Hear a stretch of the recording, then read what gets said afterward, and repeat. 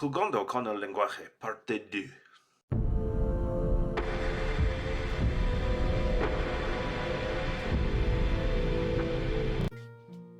Hello there, everyone, and welcome back down here to the Gamer's Den with me, your host, Jordan, your master of lore and storyteller extraordinaire, here with another quick tips for DMs. And today, well, I'm still infatuated with the idea of playing with languages and the two distinct dwarven cultures that we started to conjure up from the ether last time around.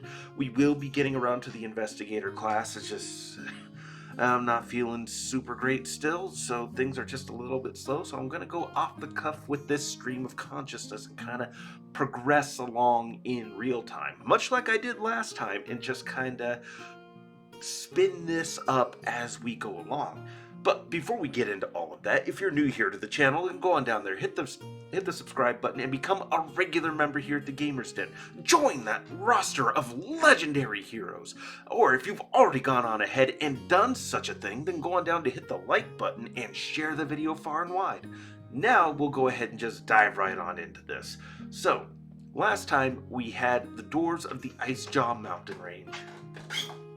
And joining me now is my most adorable co-host, Nora. What seems to be going on, sweetie? Dad, can I go get some chocolates to eat or no?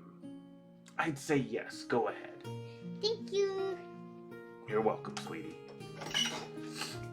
So, continuing on, we had the Icejaw Mountain Dwarves, and then we also, I don't remember the name we came up for the dwarves further to the south, something Giant Spine, Crack Spine Mountain Range. Either way, the dwarves of more southern climes in a more populated and relatively cosmopolitan area, especially compared to the far frozen north, like up into the Arctic Circle regions, kind of starting to get deep into it, where there's fewer and fewer people and things become a bit more of a nomadic lifestyle for many different kinds of people, save for a few fixed settlements and hamlets where people are trying to build something up and eke out this existence.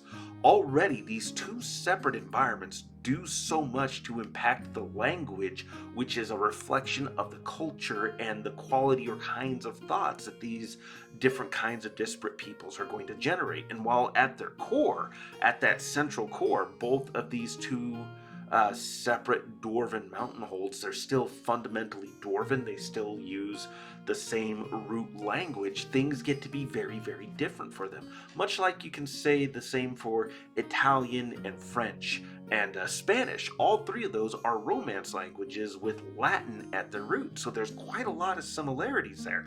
But there's no doubt at all that they are very distinctly different from one another. Heck, when you even get over to Mexico and Spain, the pronunciations are different and certain things just don't quite click the same way, because in Mexico there's a different blending of cultures there, whereas in Spain there's a different blending of cultures there, but you can still say, well, at its root there's still something uniquely Spanish about it, even though still you're dealing with different influences of Rome from and the traditional people who used to live in the Iberian Peninsula, and the Carthaginians, and then their interactions with the French and different other empires and kingdoms and peoples that have come through that region, because it was just such a major hub of interaction and trade. You could say that about all over the Mediterranean, but point is, those all share the same root language in those languages that were described before: Spanish, French, Italian. They all share a root with Latin. So the same thing can be applied to these different dwarves, to these different dwarven cities, is that they have the same root language, but because of the regions they live in, because of the peoples they're interacting with or having limited contact with, they are going to develop very differently. For example, the dwarves of the far north are going to favor heavier clothing, whereas the ones further south are going to favor lighter clothes, more breathable clothes, and of clothes that aren't focused on trapping in warmth and body heat. They're going to want things that help to wick away moisture, that are more breathable. So that right there is not only going to affect their language, but it's also going to affect their aesthetic, because sometimes they're just going to flat out have tools that are not cross-cultural. They're not found in the same places. Sure, they're going to favor heavier armors, but the dwarves of the far north, there's going to be more wolf and bear skins. There's going to be more that emphasis of trapping warmth. Whereas further south, there's going to be more thinner cloths, thinner textiles that either they have learned to make themselves, weaving together, say, goat hair, or trading with several local human shepherd communities, getting in different kinds of cotton and the like. Or shepherding communities would be getting things like wool, my mistake, different to get cotton. There'd be different farming communities and the like, different pastoral kind of organizations, communities, and things like that. So they're going to be interacting with these people differently. Their experiences are going to be different. Whereas the dwarves of the far north, they're going to be trading for these different kinds of furs for whatever they happen to harvest from the earth, or whatever kind of stonework they're able to make. And for that matter, their stonework is going to have a greater emphasis on trapping heat. And given that dwarves are just such long time master miners and master smiths, they're going to be great at trapping heat. So their architecture is going to reflect that even more. The way they construct things, design things, they're going to have different ways of doing this. Whereas further down south, they're still going to have forges, the different kinds of refineries and equipment necessary to smelt different kinds of ores down to create different kinds of alloys. They're still going to have structures that are maybe just a little bit more open, a little bit more free flowing with the air to let cooler or warmer temperatures in and out as needed. Not only that, but because they may well be in regions where ice isn't as common, they could end up constructing special chambers to help create ice that are just going to be naturally colder and have heat drawn away from them in other means, so they can freeze just freeze water and create ice on their own. And given that they're in a mountain, they're probably going to be in a location that's ideally suited to doing this. So they could not only be dealing in the different kinds of stone that they've quarried, the gemstones, the metalwork, just the precious metals that they harvest, but they can also trade out ice to these different communities, especially if it's a particularly warm climate. So you can already start to see that these cultures are going to be rapidly different based upon these things. So what does this actually do for these two separate, distinct dwarven cultures? Aside from the aesthetics and the architecture and the associated technologies that we've already talked about, well, their location helps to affect their language, which is a reflection of their culture because of the environment and the challenges that they face. This also will reflect in the kinds of enemies that they face. For example, another thing that's core to a lot of your classic dwarves, at least as far as D&D goes and Pathfinder to a certain extent, is their conflict with giants. It's about as classic and a tale as old as their conflicts with orcs. So in the far Arctic north, they're going to be more likely to encounter ice giants. Same thing with classic enemies like dragons that raid dwarven holds and mines for all the precious metals and gemstones. They're going to be more likely to fight different kinds of ice dragons, whether it's more elemental or if it's white dragons or... You're so right. Silver dragons are an option too, little one. This one is practicing his language skills right now, and it's definitely affecting his culture a little bit, huh, buddy? Yes. Then you compare that to the dwarves you might find in the south. They're going to face a lot of your more classic giants, hill giants, stone giants, maybe even fire giants if there's an active volcano or even a dormant volcano that still has veins and flows of lava moving through certain sections of it. Those are distinctly possible. And then red dragons, gold dragons, those kinds of creatures are definitely going to be a more likely encounter for the dwarves further south. Now, it's not impossible for a red dragon to be in the far north. I mean, it's not where they ideally would like to be given their vulnerabilities to cold, but given the arrogance and pride that's associated with a red dragon, well, maybe they set out to prove that their dominance can extend to any location, to any climate. And part of that will naturally mean either eliminating or at least mitigating that weakness to cold and developing defenses against it within their lair. Certainly, a lot of people wouldn't expect a red dragon in a naturally colder climate. They'd expect them to be far away, so that advantage with the element of surprise can certainly throw a lot of people off. But then again, once word gets out, a lot of people are going to come looking for this draconic oddity.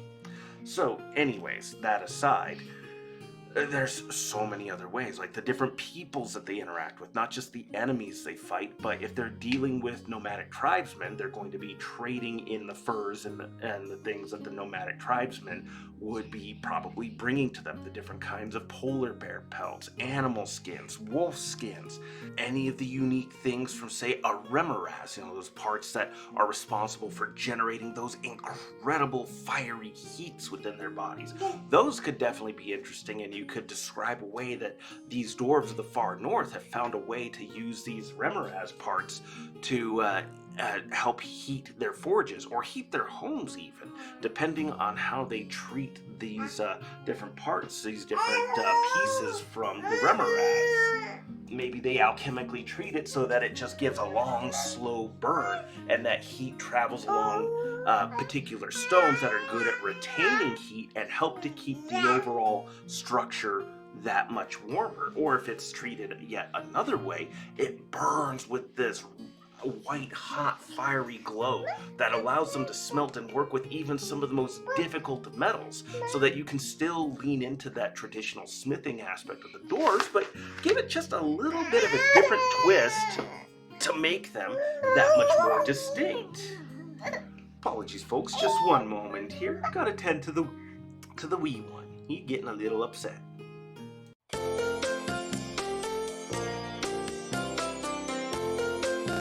So compare and contrast all of that with these dwarves from this more southern climate, a much more temperate climate. So it's got a more regular flow of seasons, spring, summer, fall, winter. This climate is going to just be better suited for farming, ranching, grazing different kinds of cattle, or shepherding different herds and the like. So because you have a much more abundance of food in a much more comfortable climate, not only is that going to affect language, but that's also going to affect the numbers of people in the area, meaning it's going to be a naturally more cosmopolitan hub. And with that, factoring in that there's now a dwarven hold nearby, that is just an incredible source of resources, from the incredible kinds of stone being cut by those stonemasons or stone cutters, and the stonemasons putting together these architectural wonders, sculptors carving these incredible bas-reliefs or statues, and then metal workers and craftsmen making jewelry, cutting gems, forging weapons and armor. That's incredible resources, and because of the quality of them, because it's centuries upon centuries of masters handing knowledge down to apprentices, making them journeymen, raising them up to being masters, and then continuing to advance those arts and techniques, it's just going to be incredibly useful and beautiful different kinds of items and objects coming from this place. That's going to generate demand, which is going to create it could create a pretty intricate and successful trade hub. So it's going to build the population up in the area even more.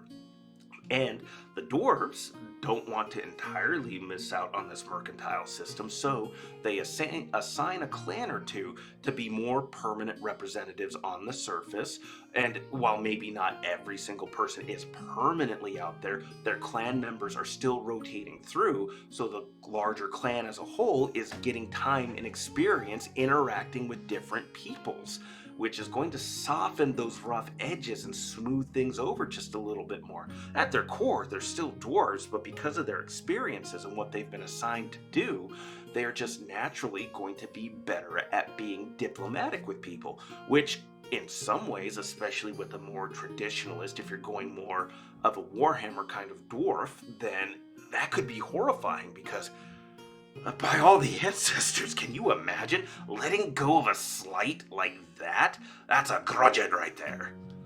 And that could absolutely be a conflict between this clan or clans and the more traditionalist factions within the dwarven society. And that assumes that you're keeping it in more of a clan structure and not going more feudalistic with dynastic lines and ranks of nobility with counts, viscounts, dukes, barons, kings, queens, and empresses.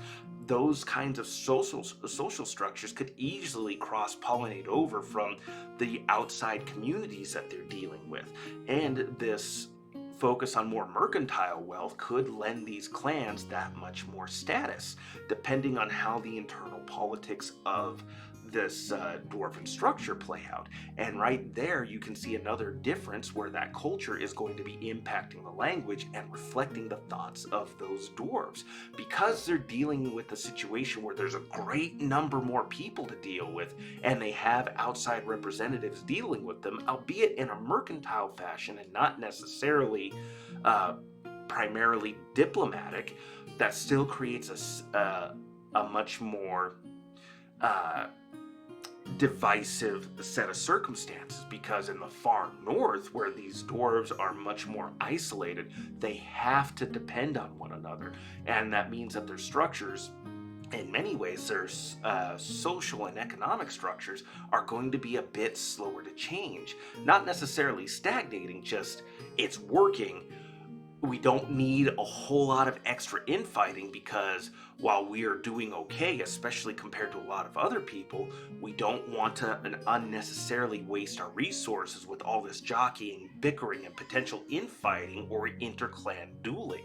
Whereas down further south, because there's this abundance of resources, because they are having to deal with different kinds of outside pressures, that's going to cause the clans to kind of, or, dynastic lines to be a bit more split, to be more prone to jockey for position and power, currying favor, amassing resources, hiring mercenaries, and doing all of these different things, trying to take control of different aspects of this mercantile industry that is flourishing with the dwarves kind of centrally located into it. That gives them a lot of power, but that power also is going to attract challenge. That wealth is going to attract people who want to plunder it. So they're not going to be as apt to letting all of these different outsiders in. They're still dwarves after all, and they're not stupid. They're not going to just let swarms and swarms of differing kinds of people through, just for the risk of maybe some people, not all of them, but certainly not all of them. It's going to be a minuscule fraction of that, because